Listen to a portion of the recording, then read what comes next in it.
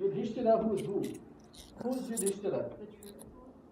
The truthful. He's the Lord of who? He's the Lord of Dharma. He's Dharmaraj himself. Well, Lord Krishna didn't choose him. He chose who? Arjun. Why? Anybody? Yes, you wanted to say. Because Arjun is powerful. As a powerful being, he brings Arjuna down to a normal human being that can relate to all of us. It shows us that we're not all powerful and that we think we are, but we have to understand these rules that he's going to give to us. Yes, Arjun believes that he's powerful. Why do we think that Arjuna believes that he's powerful? Yes, because he's a brave warrior. He's a brave warrior, so he believes that he's very powerful. Nonetheless, I think Krishna was his friend, and he treated Krishna as his teacher. Okay. In terms of knowledge. So Krishna is his friend, and what does his friend do to him? Tell him that you must what? You must wake up, right? Why does he tell him to wake? He's asking him to wake from what?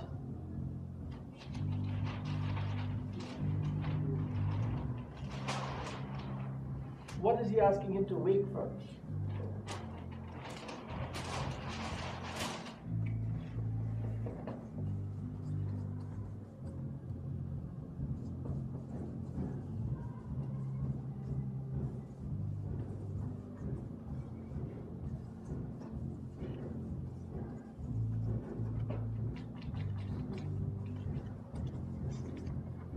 He's asking Arjuna to wake up from incorrect perception or conception of the world and its nature.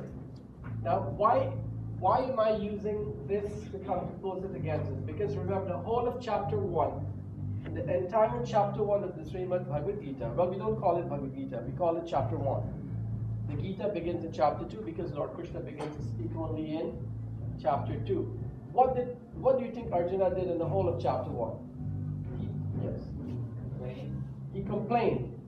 Is that what regular human beings do every day? We complain about the government, we complain about taxation, we complain about every single rule in the book. Isn't that what we do? We are constant what? Right? We want the greatest benefit for the least responsibility. Is that true? How many of you have studied Herzberg? Theory X and theory Y. Okay. So the bottom line here is that Arjuna has a particular perception. He tells the perception to Lord Krishna. So what Arjuna does in chapter 1, he creates the basis for everything that Lord Krishna will say from chapter 2 to chapter 18. What does he say? He says, I heard people say this. I heard that if this happens, then this will happen. So what he does, he gave Lord Krishna all of these things, which Lord Krishna finds to be very incorrect. Incorrect perception and incorrect understanding of the world at large. So what must he do? He must wake him up to what? He must awake him to the truth. And this is where, therefore, the discussion of dharma begins.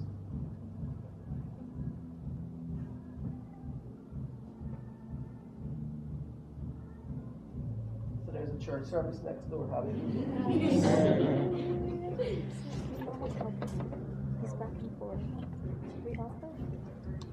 Gurjeet, do you want me to change the slides for you? It's okay. Okay. So,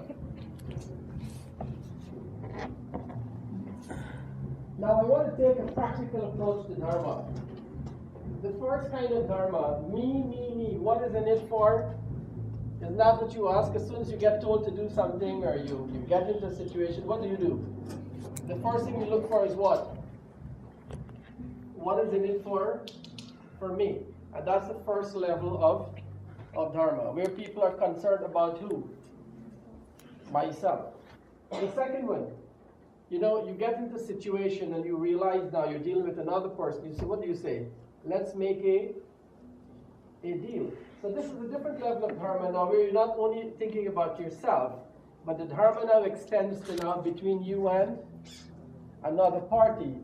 So now dharma moves from just you and you alone, me, to who now? myself and to you, because there's a mutual benefit now that we will exert from both of this. And then the third level comes now. Can I be of help to you, or can I make a difference? Which means now that I'm extending not only between me and you, but we're extending this now outside of myself and you as parties to a larger group, to a larger context. All right? Then we come concern for the larger community rather than for self. Isn't that what's happening here? Then from that we can extend our concern. And we can extend our concern to a global concern. Our dharma expands to a global way. And then we can extend our understanding and our dharma to a cosmic concern, which is not just global as we know the globe to be, but outside of the globe, the cosmos generally. So dharma tends to move from one to another. So the question for you is, where are you on this scale at the present time in your life in terms of your dharma? Are you still in me? Are you at the stage where you can say, let's make a deal? Are you going to be making a difference? Are you going to have concern for the larger community? Do you have a global concern, or do you have a cosmic concern? Are these all exclusive to each other, or can there be different aspects that, yeah, like I value the globe, but there are times where you feel that you are looking out for your self-interest and stuff like that. Like, Are they mutually exclusive? Yeah. No, they're not necessarily mutually exclusive, because what this also tells us is that we've got ourselves, we've got the person next door to us, we've got a village, we've got a city, we've got a province, we've got a country, and then we've got the globe. So the point is that when Lord Krishna is speaking, the whole of your scriptural analysis is not just for the individual, but it considers all of these spheres in its discussion and in its conceptualization of what the universe should be. So as Hindus, as young Hindus, who I'm hoping will become leaders in your own right, in whatever sphere of activity you take on, unless you start having a shift from one to the other, you really cannot embrace the nature of leadership. Because dharma also is what prepares you for leadership. Every day here there's a leadership workshop. Every day we've got a leadership workshop. Our leadership begins with what? With dharma. Dharma, the responsibility to think not only about myself, but to extend my thinking to others around me, to the village around me, to the city around me, to the province around me, and to all concerned. Right? Let me use a funny example. Think about Coke. I'm not talking about cocaine. I'm talking about the product Coke. How many real global products do you know about? Coke is one of the most important products as a global product. You know why? Because regardless of where you go in the world, people know what? Coke. When Coke started to think about itself as a product, it did not think of itself as a product as an American product. It thought of itself as a global product. And so what happened? They globalized it. When Christianity think of itself, do you think it thinks of itself as a North American or a European concept? It thinks of in terms of what? How can Christianity manage and extend its ideas to the world at large? And when we as Hindus think, what do we think about? Hindus in India believe that the only Hindus that exist actually are those in India. You know how many people I've met, and every time I go to India or I meet people from India, which I do every day, the first contact, many people don't even know that there are people like themselves who are Hindus that are living abroad. You know? The closest thing that they come into contact to understanding and knowing that Hindus are abroad is cricket. they hear the name Sarvan and Chandrapal, and they say, oh, it sounds like an Indian name, it sounds like a Hindu name, but I wonder if they really are. So, you know, the whole idea that we should approach our Hinduism from a global sense is a dharma that we must take very seriously, because what is happening is that every religion, one of the major issues in the world today is that Islam and Christianity are constantly fighting to do what? To dominate, right? I was looking at the movie last night. My son insisted he wants to look at this movie, the Kingdom of Father of Kingdom or Kingdom of Father, something like that. Interesting movie about the Crusades in the Middle East and the fight for Jerusalem. All about what? A global thinking, but that one is based on manipulation and domination as against winning the heart and expressing love. So our dharma, I want you to think about it on a daily basis. Whether you're in the workforce, and this is the practical part of it now, okay? If you're in the workforce, if you're a student, right, the question is, people who think only about me, how do we describe that characteristic? As what?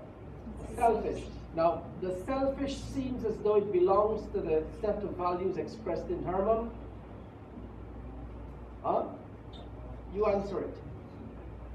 Do you believe the selfishness is in the set of values with dharma? No. So, right away, Arjun is becoming what?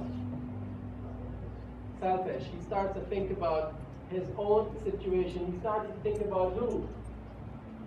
Me.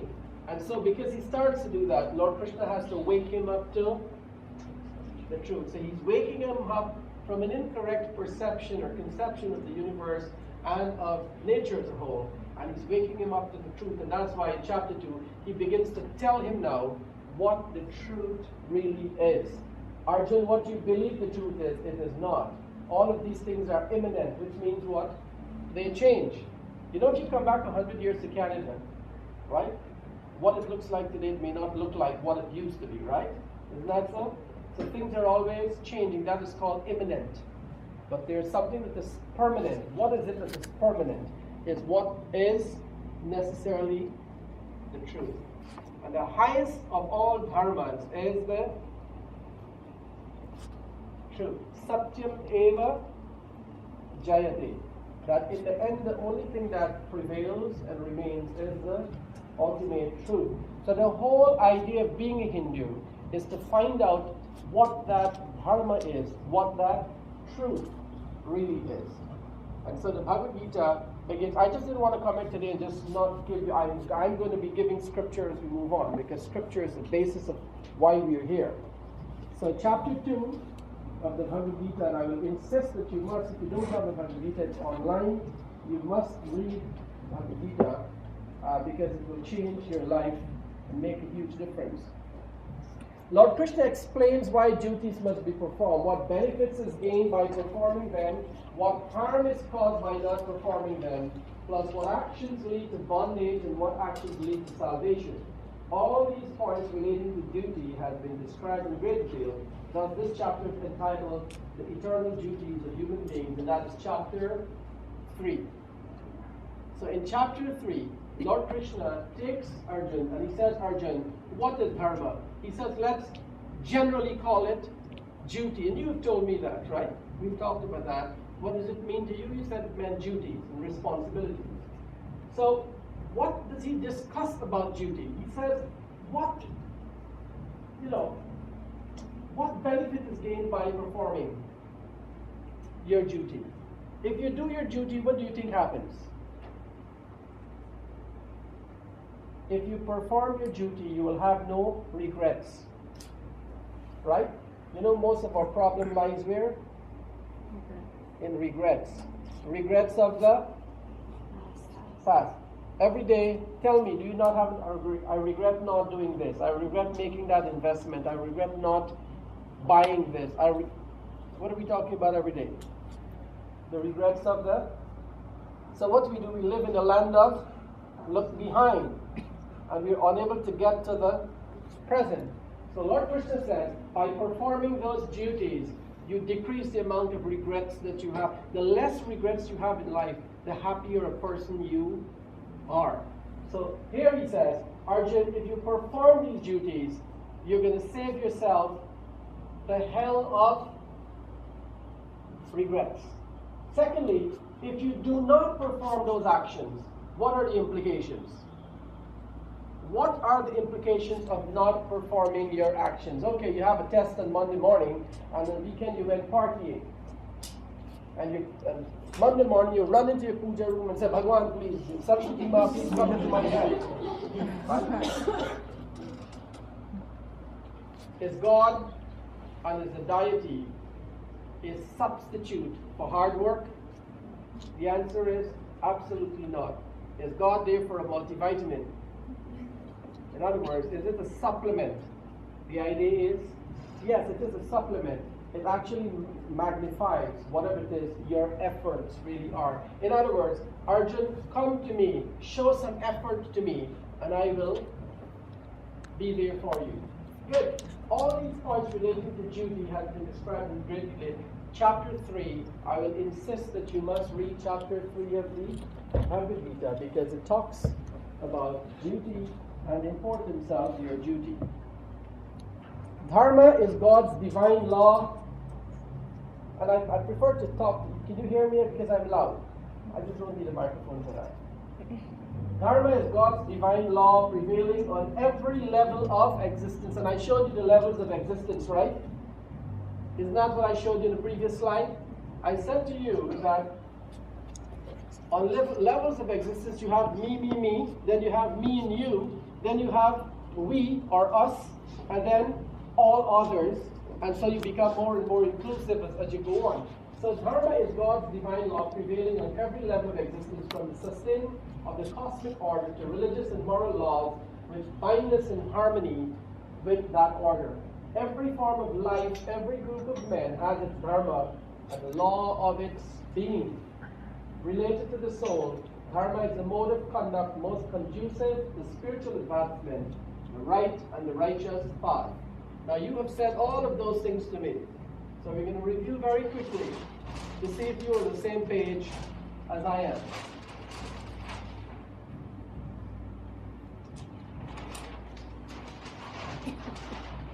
We talked about dharma meaning ideals and morals, right?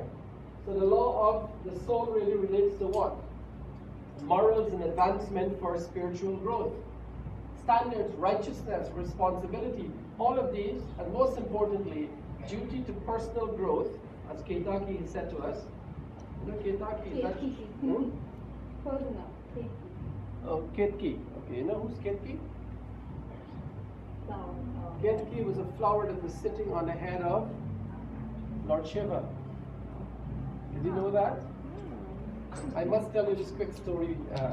Ketki was a flower that was sitting on the head of Lord Shiva. Once Lord Brahma and Lord Vishnu had quite an argument, and this is in the Videshwar Samhita of the Shiv Puran. And Lord Brahma became a swan, and Lord Vishnu became a boar, Varaha.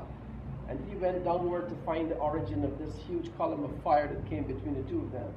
And when Lord Brahma went to the top, he couldn't find the top.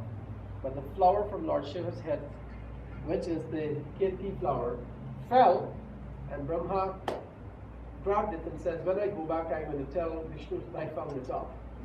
But Lord Vishnu didn't find the top. Lord Brahma said, hey, I found the top. And he fell from Dharma. And when he fell from Dharma, from the forehead of Lord Shiva, he manifested his 11th Shakti, which is known as Bhairava. And Bhairava says, I'm going to behead you. And then Lord Vishnu begs him and says, if you behead him, then the world will actually dissolve because the body of knowledge will be destroyed. So he says, okay, I'm going to take off one of his heads only. And so therefore Brahma was left with 3 heads.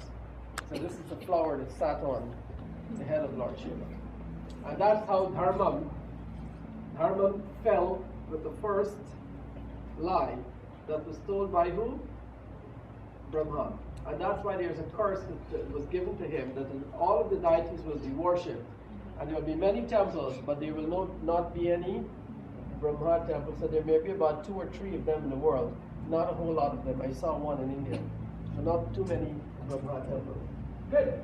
So what I want you to focus on is that the law of its being related to the soul. Dharma is the mode of conduct most conducive to spiritual advancement, the right and righteous path. As Hindus, this is what we pay attention to. As religious people, as people of faith, as people of Dharma, when we speak of Dharma generally, we are referring to our spiritual advancement and our spiritual growth. And that is the highest form of growth. Because remember, what is Arjun talking about? Arjun says, I don't want to kill these people because they're my kith and my kin and my family and my friends and I know them for a long time. I don't want to do that. And secondly, if I do that, I prefer to live on a beggary of alms than to actually live on the riches of the kingdom if I were to get it. So I know not if it is the right thing to do. And so he talks about all of this, and Lord Krishna says, yes, that's a kind of dharma. But let me take you to a higher level of dharma. And when he takes him to a higher level of dharma, he starts to talk to him about what? He talks to him about the cosmic order and says your perception, what you're looking at, is a very minuscule microcosmic view of the universe. What I need to do is to expand your mind to a very macrocosmic level so that you can awake to what? To the truth. So let me go back to the question, what is Arjun asleep? When he says he's asleep in what? In ignorance. And he must awake to what? To the truth. And that is what chapter 2 is about. And chapter 3 explains to him how he can actually go about doing what is right. When we follow Dharma, we are in conformity with the truth that inheres and instructs the universe, and we naturally abide in the closeness to God. And Dharma in opposition to the divine law. Dharma is to the individual what its normal development is to see the orderly fulfillment of an inherent nature and destiny. There's a lot of words. Let's get down to its meaning. In other words, when we have inner conflict, when we do not follow our passion, this is what one of the big words that I want you to write and keep today is the word swadharma.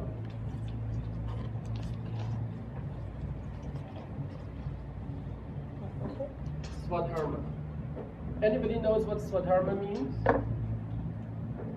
Have you heard the word swadharma? Duty to yourself. A duty to yourself, in a way, yes, it's acceptable, but it's a duty to yourself in a particular way.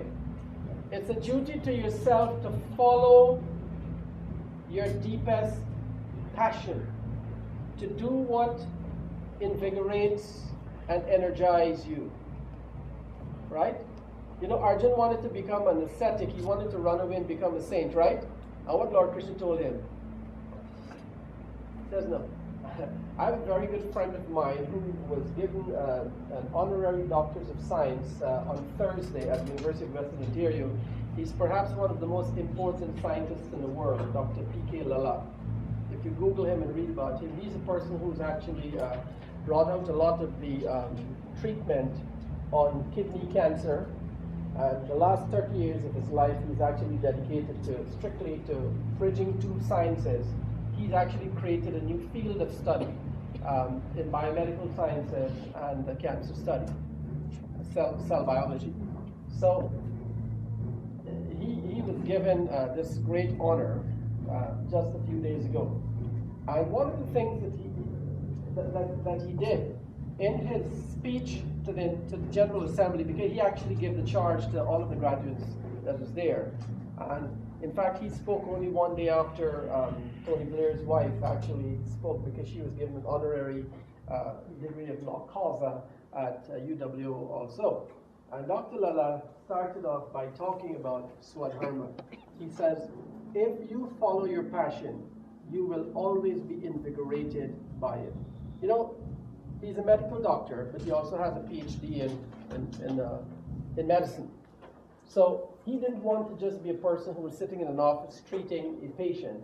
He wanted to develop medicines that can actually cure things. And that's why he actually took on to that path. But the important part of the story is that he grew up with a monk.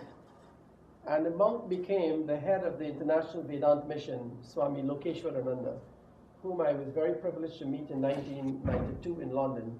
And immediately in a meeting with me said, I'm giving you a 2-year scholarship to go to India and to study Vedanta under my personal tutelage. and I'd like you to become a monk. And then I said, Swamiji, with all due respect, I'd love to do that, except that I'm engaged. So, Swamiji, when Dr. P.K. Lala was growing up, he told Swamiji that he'd like to become a monk. And Swamiji looked at him and said, you are not monk material. Now that's quite something to say to a young man, right? But he had that vision to know that this is not what your pursuit in life should be. Follow your true passion. And he went out there, he says, go out. He was born in Bangladesh. He saw suffering and pain and disease. And what did he go out there to do? He's perhaps one of the men who will actually cure cancer. And I think, as he said to me last night, he said, we're not very far off from doing so. So, following your passion, following what you want. The fact that your friend is doing something doesn't mean that you've got to do it. Be strong enough to do the thing that you want to do and become the best at doing it. And that's what Swadharma is.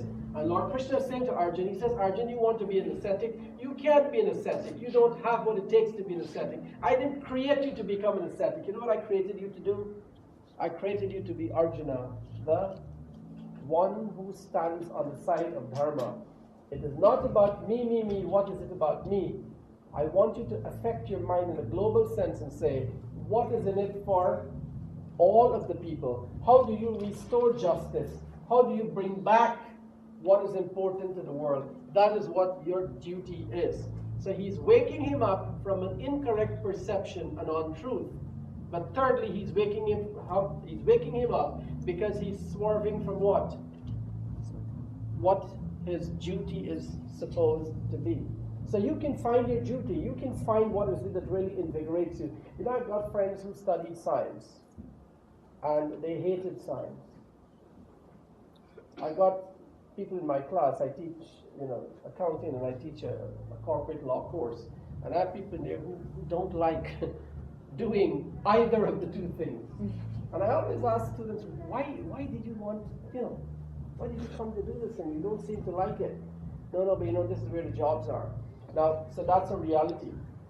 It's a financial reality and all of that. But if you do, and Lord Krishna promises that if you do what you're invigorated by, it may not give you the gains that you're looking for, but it will give you the happiness that you truly deserve. So the question is, what do you follow? The happiness you deserve or the pain that begets you if you flee from your Swadharma? That's a personal question for you to answer, and I'll leave it to censor it in your own wisdom. May you be the better of judges, in Shakespeare's words.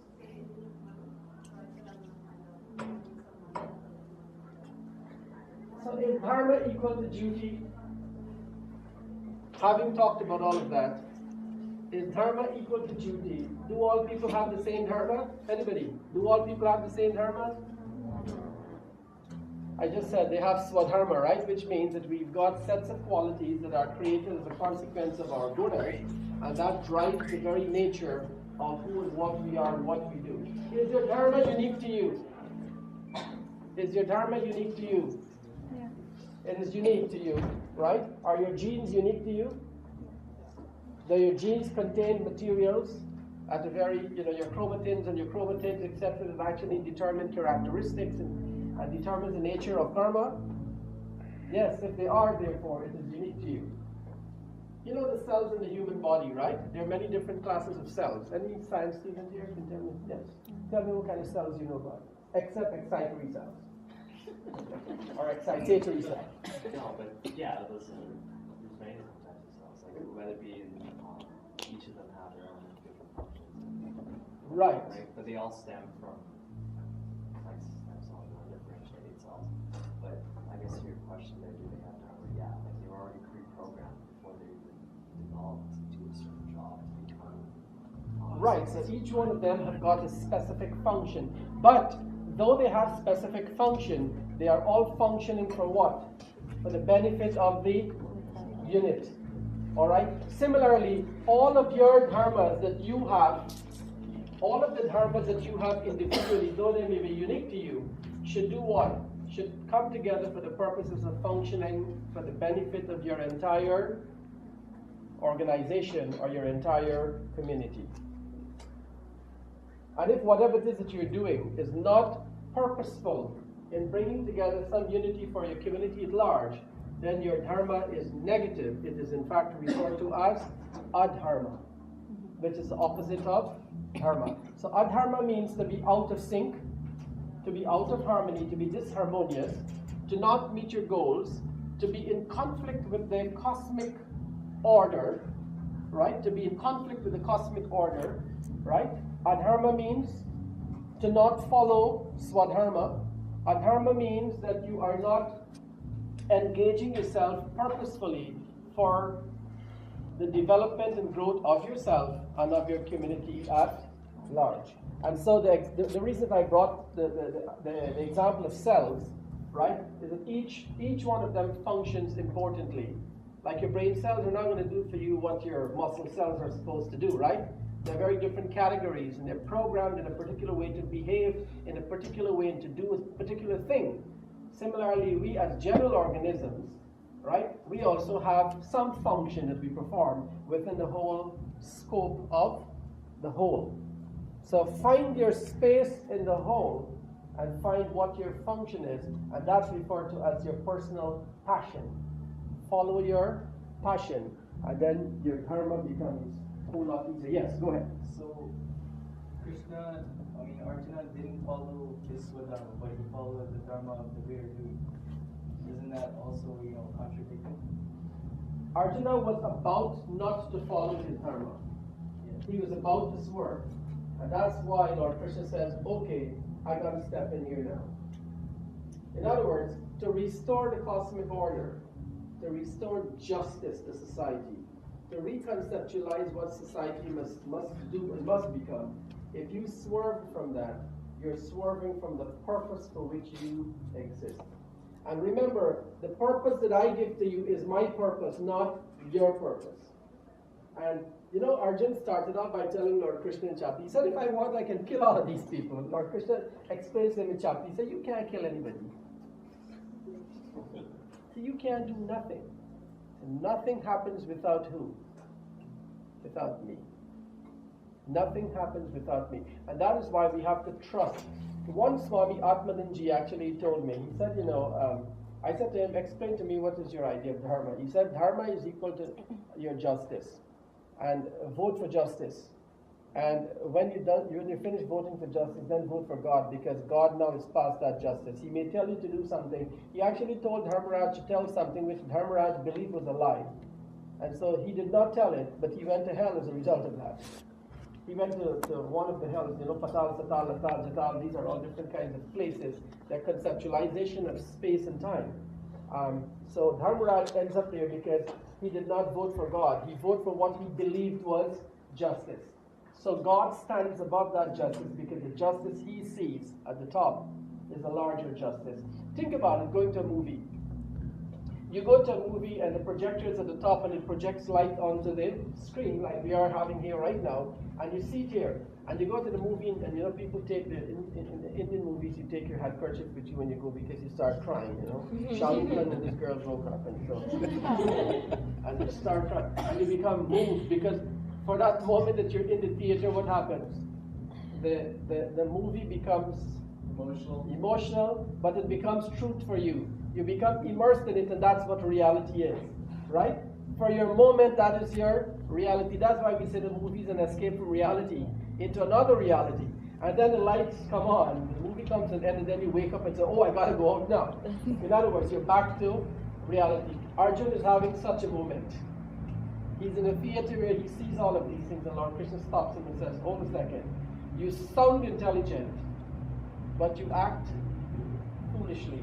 And that is what we mean by the contradiction of terms, an inner conflict. He was having an inner conflict, and so he's asking Lord Krishna, when I get to the second session on prayers, I will show you how what are the three qualities that Arjuna possessed in order to be able to receive this sound divine, which is known as the Gita. So, remember that you have to act and behave in a dharmic way so that you can fulfill your purpose. Right? So, how can we act in those ways? What is my duty to my parents and to my siblings? Do I have a duty to parents? Tell me about it. Do you have any duty to your parents? How many of you are planning to put your parent into a home when they get old? None of you? Is that such a bad thing to do? Come on, they get really good care in the home. I visited the homes. The homes are, professionals are working in the homes. Great nurses, they're very well trained. They're very compassionate and loving, sometimes more than children. Yes. But you don't take care of it, like giving somebody else do it for you. So if the other person is doing it better than you, is that a bad thing? Well, it's not like you're doing it. It's not like you're taking care of it. You're not taking care of it, and that bothers you at an emotional level. Okay, good. So, do you have a duty to your parents? Are you planning to put your parents into a home? Yeah, I tell them that every day. Huh? Oh, I tease them all the time and tell them a nursing home for you, that sort of thing. They'll look at you like. What is the problem? What problem do we have? I'm involved with some, at an investment level, with some nursing homes. Is nursing home so bad? No. Yes. Tell me about it. Come on, I want to hear some discussion here. Yeah. I think the duty to our parents is looking out for their best interests and seeing what's best for them.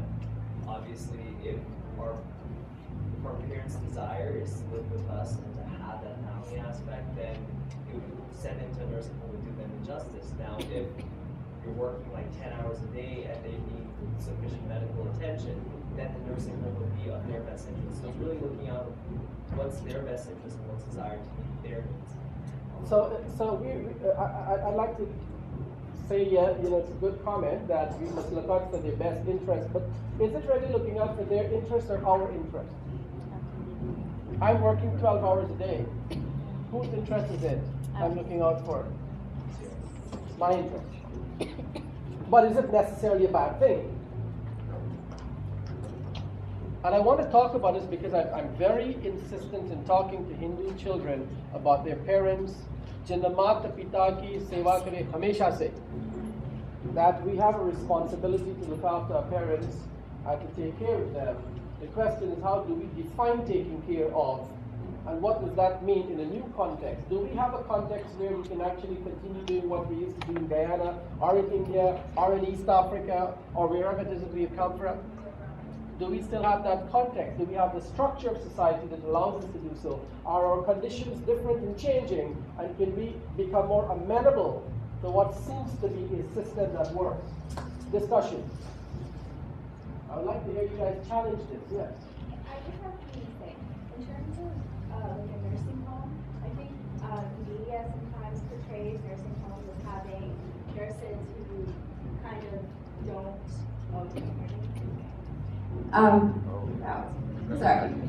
Nursing homes that may have nurses that do not take care of the patients properly, or they kind of portray them as getting like desensitized to, I guess, the elderly and people who have been mistreated and things like that. We hear about that a lot in the media, so I think it biases us towards nursing homes. I do not think that they're necessarily a bad thing. It's just there's like a stigma with it sometimes.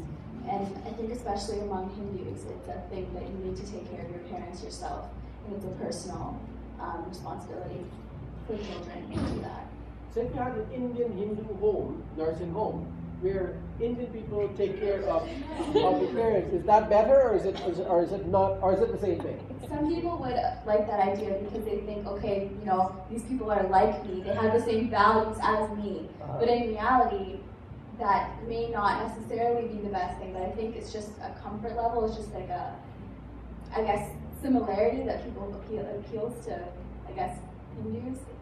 Okay. You want to make a comment? Yeah, I guess why for me is I don't think it's not that the institution of a nursing home is bad, so I'm sure there are people who care about their job, they want to help these people, and that's great. But for me, these are my parents, I want, for someone, it could just be their job. These are the people that brought me into this world, I have a responsibility. They took care of me for so long without a thought to maybe, I don't think my grandparents ever, knew what a nursing home was, until they came here. So I think that for me, that understanding is that they did this for me without thinking about what they're going to benefit. So my job is to now take care of them, without thinking of what's the benefit to me.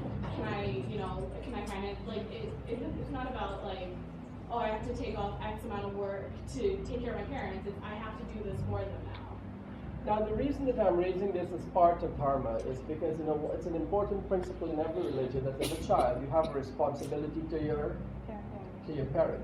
But I also am very much aware of the stresses and difficulties that people go through in a new context, in a new world, in a new setting. And so the question is, how do we mitigate between the urge, the need, and the importance of taking care of our parents on the one hand, and on the stresses and difficulties that face us within a new context and a new structure of life. So it is certainly, as you can see, not a very, very easy thing to answer. The fact that that you may use a home for your parent does not mean that you take them and dump them there. I think that's what we have to be cautious about. That we still are engaged in their life, because what your parent is looking for is not comfort. I'll tell you a little story, very, very quick story. My father, when he was about 82, he had his hip surgery, and I would take him up the stairs in the evening, and he would have this wince of a pain, but he would not complain. He refused to tell me that. I said, "You have any pain?" "Oh, no, I put that in here. I have no pain." But I knew that he was having pain, and after a while, I started feeling that pain, and I couldn't take it. So I told my wife, I said, we need to find a place where I've got a main floor, room for him and all of that. And we started looking around, we couldn't find. Then she said to me, if you could go and buy a place, we don't know, he's so particular about his space. What did somebody cook in this place? Because, he's very good. So I said, okay, let's just build a place and have for him this main floor room. So when everything was built, and I felt very happy that I'm thinking, when he came and I said, "Dad, you're home now," and we built, he said, "I don't need this." He said, "I don't need it." "What did you do?" "I don't need all of this thing. All I need is a small space to rest my head." And I said, "No, it was done specifically for you, and this is my way of," and he said, "This is your way of taking care of your own needs and your own ideas." And but I appreciate it. And so, he stayed with me, of course, until he passed away. But because I've gone through the stress, and inviting Dwarka, as a family, they've gone through that, and many of you will go through this, that you do have a responsibility to your parent, but you have to balance the responsibility to your parent, to your immediate family, to your wife, to your husband, and to your children, to your community. All of these dharmas have to be balanced. And there is no real easy answer for this. What is important is that if you take your parent to a home because that's where they need to receive treatment, you have to realize a few things. So number one, that many of your parents come from family backgrounds from a Hindu concept. The Hindu concept was what? Stay as a family unit. And there's a tremendous amount of love and affection and connection between family members.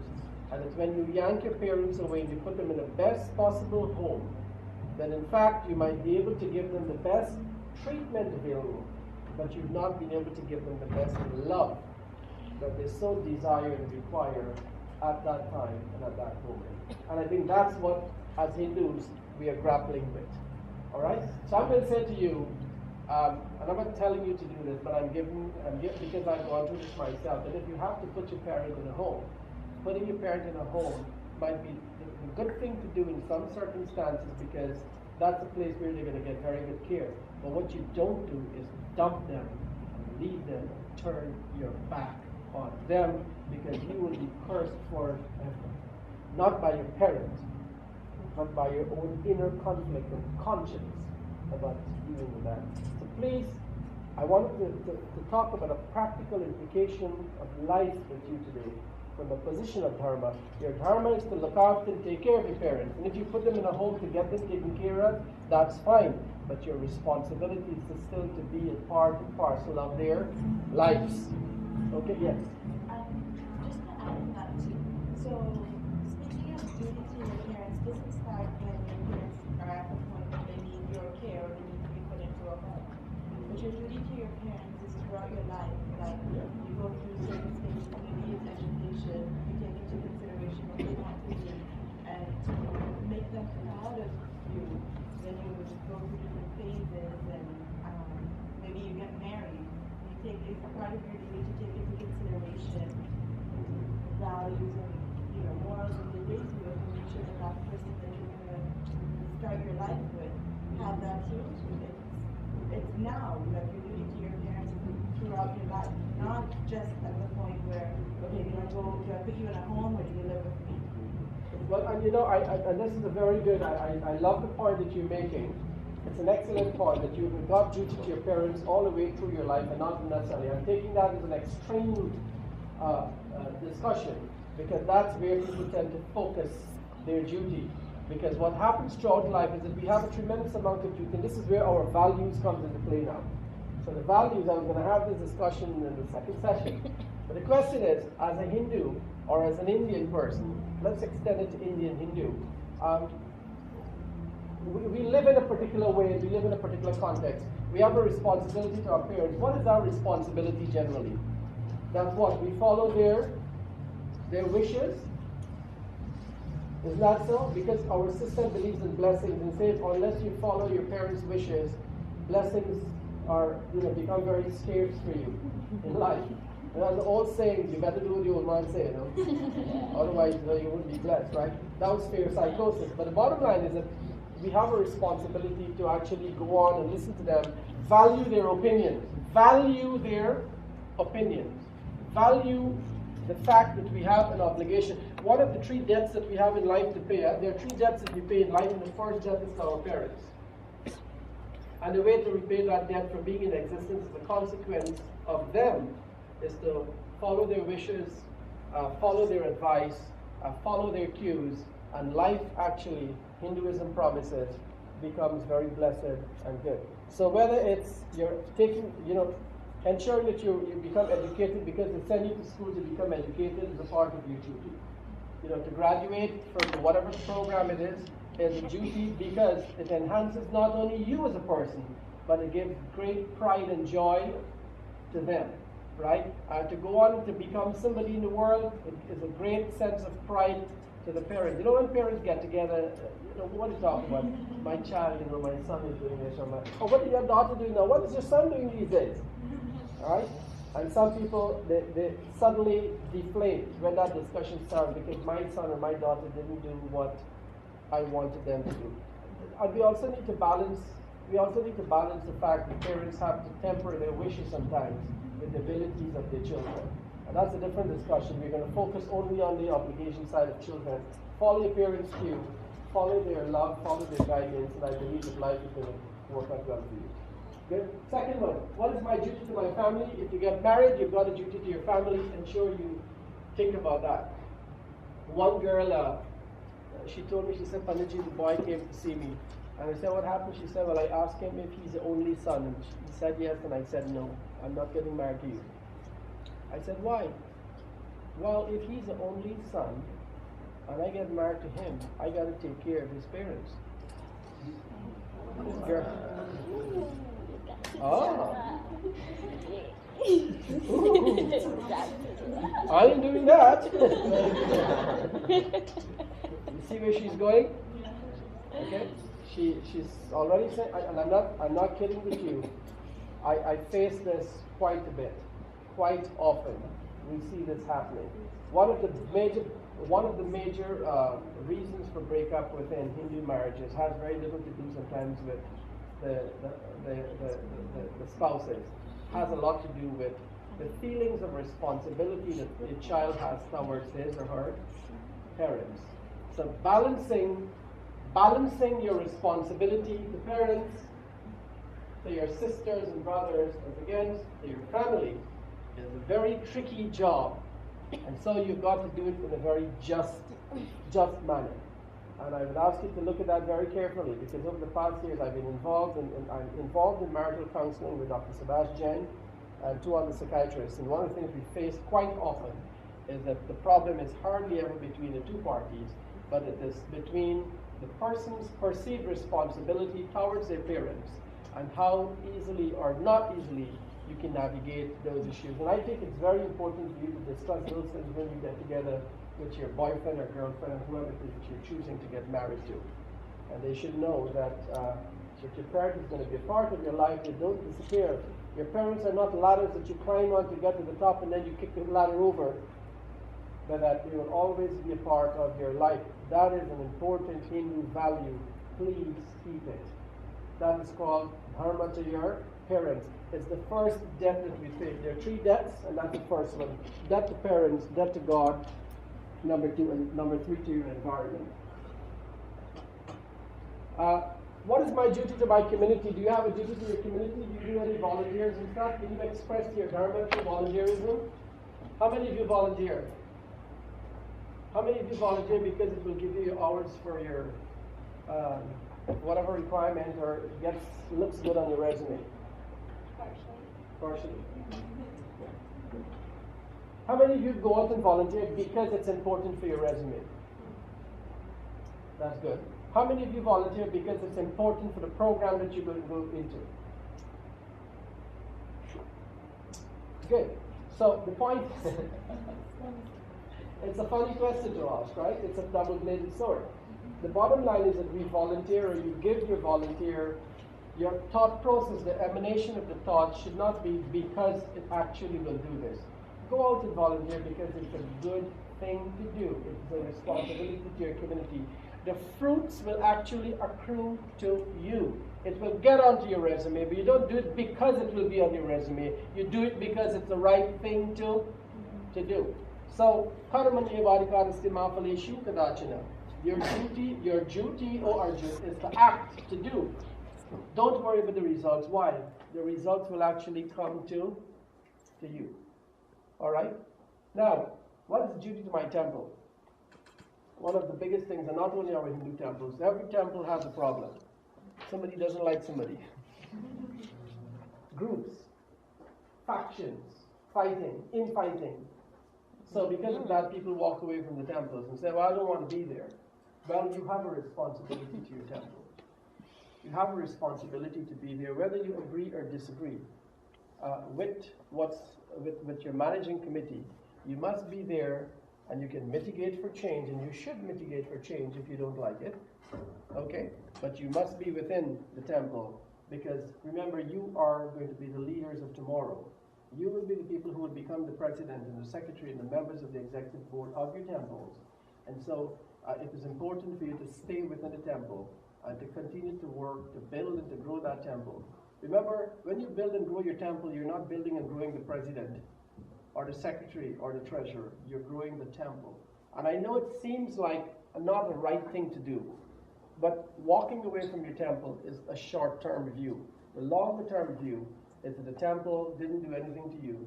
The temple is a place where we revere because it's a representation of human civilization and the growth and development of man, and a place where we congregate not only for the purposes of seeking out blissfulness, but for the purposes of seeking out common brotherhood. And so we therefore need the temple. I will urge you to be there at the temple, to go to temple, and to participate fully in the activities of the temple. And don't be barred by those who believe that you ought not to participate. As a Hindu, like Arjuna, you mitigate for change. And you have a right to do so. It's a righteous thing to do. And to do so with gentleness. And to do so with finesse. Because that's what's powerful. Don't fight with people and row with people. Just make them do what you like them to do. Create change by the power of inner strength. And by compassion and by gentleness. And believe me, it can, does, and will work. All right? Do we have a responsibility to assist in the growth of Hinduism? Do we have a responsibility to help in the growth of Hinduism and preservation of Hinduism? What do you think? Are you all ambassadors of Hinduism? Yes. That's why you all came out this morning.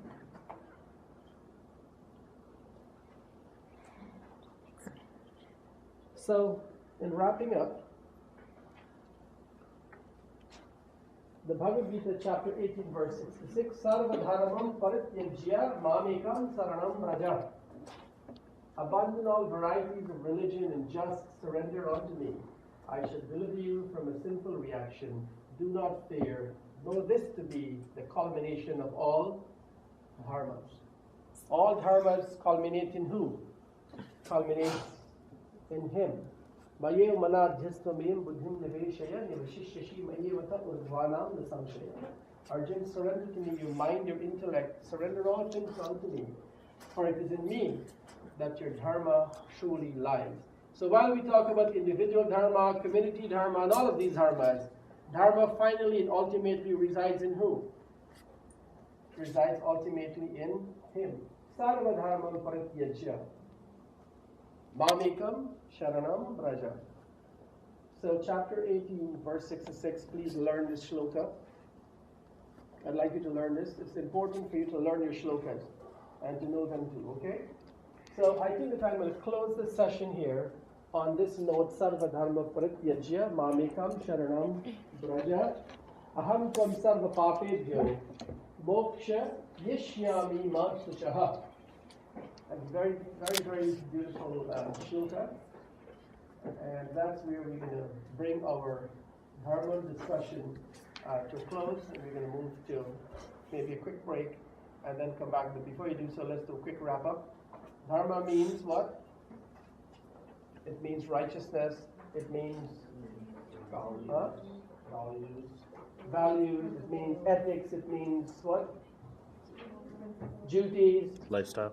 Social responsibility, ethical responsibility, professional responsibility. All of these things is what really dharma represents. And finally, it culminates and ends in whom? In Krishna himself. So when we take all of this, Krishna Bhagavan is finally in this mantra, he's simply saying to me, if you come to me, you believe in me, you surrender to me, and you become a part of me, then I will sort out your dharma. This is in some form what this shloka is really saying.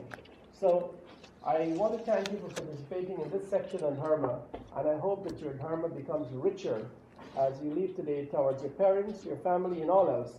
But most importantly, to pursue self-growth and development by surrendering to Lord Krishna, or surrendering to Sri Ram, or whoever it is that you like to surrender to, and you will find the essence of your dharma magnified in your own being. Thank you very much, and let's take a break, and we'll get back together in maybe a few minutes. We're going to break for lunch right now, so remain seated. I'm just going to grab a few of the volunteers that we have a pre-plated lunch.